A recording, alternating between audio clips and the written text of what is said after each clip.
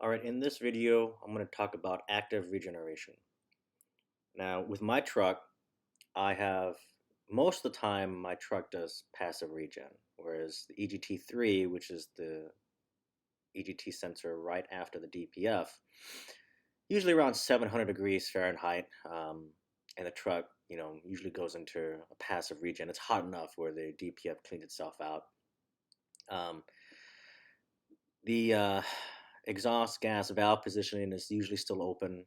Um, and that's usually what happens, what I've noticed with my truck. Well, since being in DC, I've been in a lot more traffic, heavy traffic, like sitting for hours, just sitting.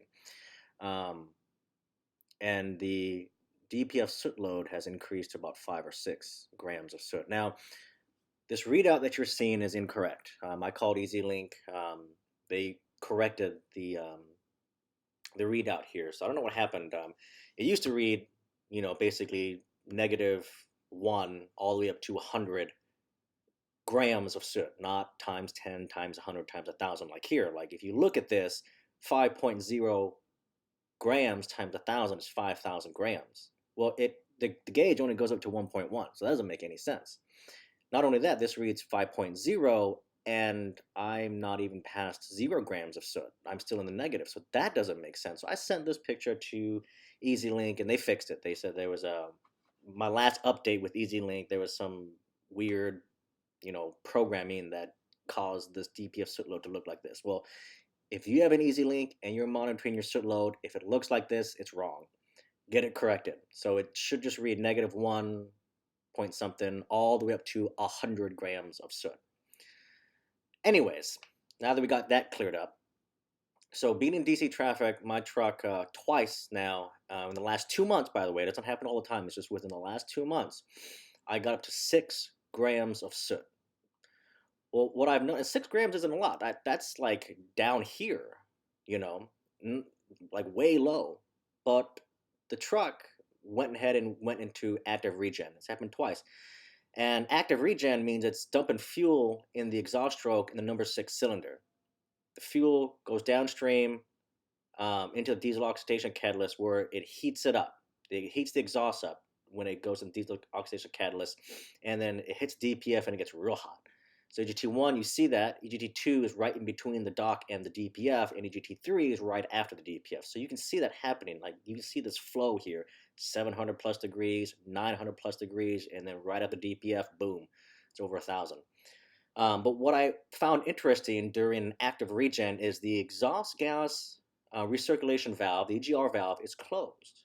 There is no EGR being injected or allowed into the engine during an active regen. So I thought that was interesting. Anyways, this whole process doing the active regen on the highway, I don't know, it took 10 or 20 minutes driving, something like that.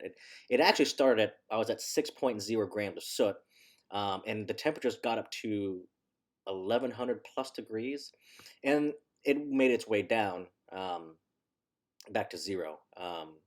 Within I don't know 10 or 20 minutes of driving. Um, but the DPF pressure, as you can see here in this photo, remained at zero. However, when I got on the accelerator and like passed somebody, this rose to maybe 2 or 3 psi.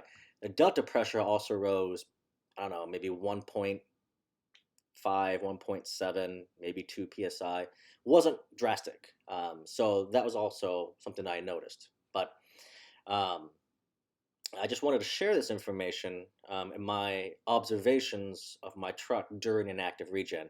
This happened twice. I've owned the truck. I now have 14,000 miles on the truck. I've only seen 2 active regens, and it's basically because I've been in DC the last 2 months, and I'm doing a lot of in-town driving. Not really in town, because I do a lot of in-town driving in Fayetteville on Fort Bragg, but in DC I'm sitting in traffic a lot. Like going from DC to Fredericksburg is ridiculous. You could literally sit in traffic for like 5 or 6 hours or more.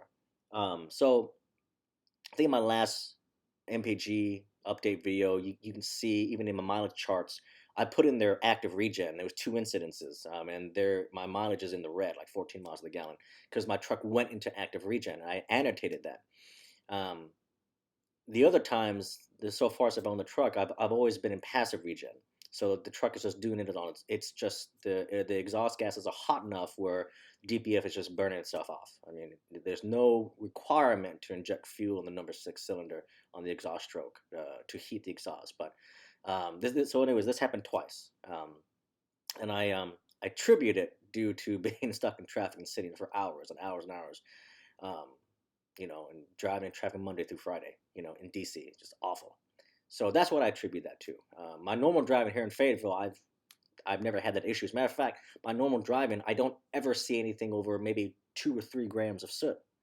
Um, but being in DC, I've seen the highest so far. I've seen six grams of soot accumulated in DPF. So um, once I'm done with class up here, I'll be back down to Fayetteville, and then I'll do another report down the road.